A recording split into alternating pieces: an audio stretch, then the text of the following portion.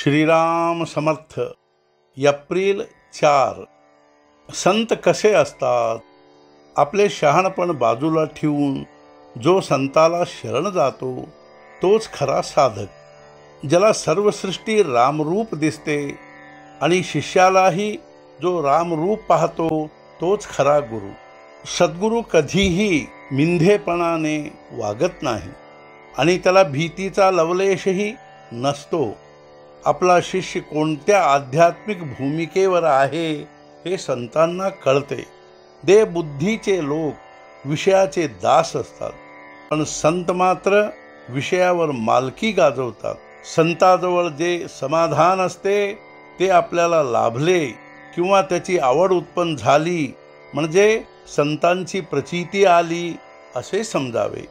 औषध काय आहे हे न कळता सुद्धा रोग्याने ते श्रद्धेने घेतले तर त्याला गुण येतो.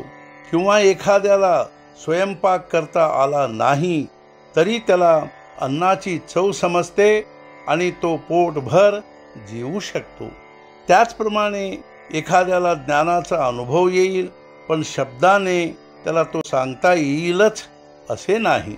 मीठ खारट आहे याचे जसे आपल्याला दुःख होत नाही, त्याचप्रमाणे जगामधल्या लढाया, हाणामाऱ्या, सज्जनांचा छळ, संकटे यांचे संतांना वाईट वाटत नाही.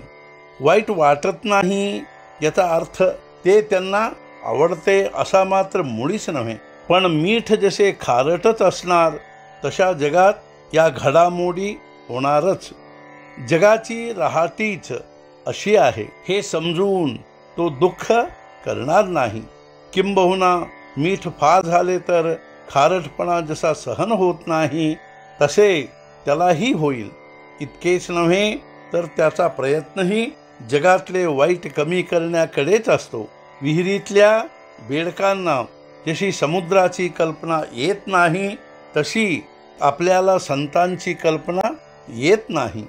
संत हे पहिल्याने आपल्यासारखेच होते, परंतु अनुसंधानाच्या मार्गाने ते वर गेले. आपल्याला संत शोधण्याची मुळीच जरुरी नाही.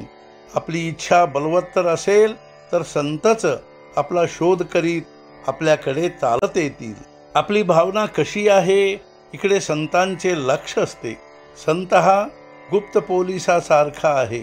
तो आपल्यामध्ये आपल्यासारखा राहतो, पण आपल्याला ओळखता येत नाही. संताला स्वतःच्या शरीरात काय चालले आहे ते सर्व दिसते, म्हणून तो रोगाची काळजी करीत नाही. संताला कर्म मागे पुढे करता येते, पण ते टाळता येत नाही. ते कुणाला तरी भोगलेच पाहिजे.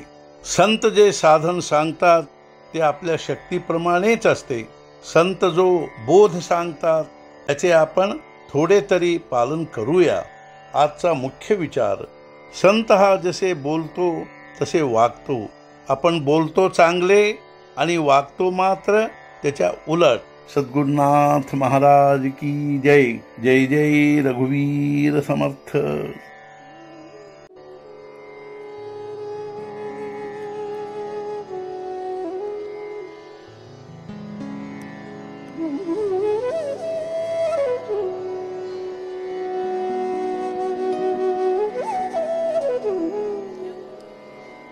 Mm-hmm.